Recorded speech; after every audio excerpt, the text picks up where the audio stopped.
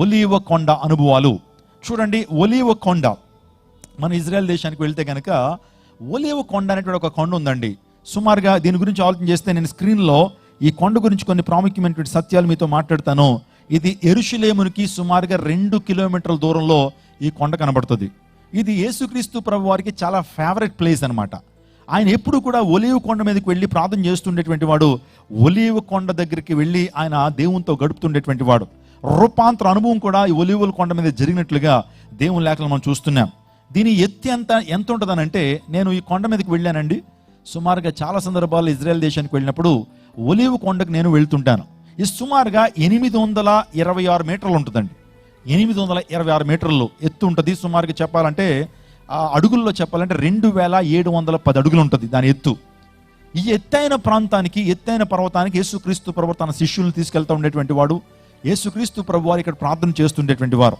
ఇంకా మనం ఆలోచన చేస్తే ఈ యొక్క పర్వతం మీదండి సుమారుగా 1,50,000 సమాధులు ఉంటాయి.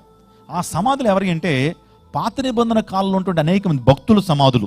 ఒక రకంగా చెప్పాలంటే ఆమోసు సమాధి, ఆ తర్వాత యెషయా సమాధి, ఇలాంటి వారు గొప్ప గొప్ప ప్రవక్తల సమాధులు ఈరోజు మనం అక్కడ చూడగలుగుతాం. టోమ్ ఆఫ్ ద ప్రాఫిట్స్, ప్రవక్తల యొక్క సమాధులు కూడా ఒలీవ కొండ మీద మనం చూడగలుగుతాం. అంత మాత్రమే కాదు, ఇప్పుడు ఈ కొండ మీద 14 చర్చిలు ఉన్నాయండి.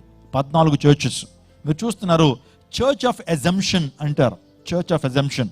ఆ తర్వాత చర్చ్ ఆఫ్ ఆల్ నేషన్స్ మీరు చూస్తున్నారు కదా. ఈ యొక్క చర్చ్లు ఇప్పుడు ఆ ఒలీవ కొండ మీద మనకు కనపడతాయి.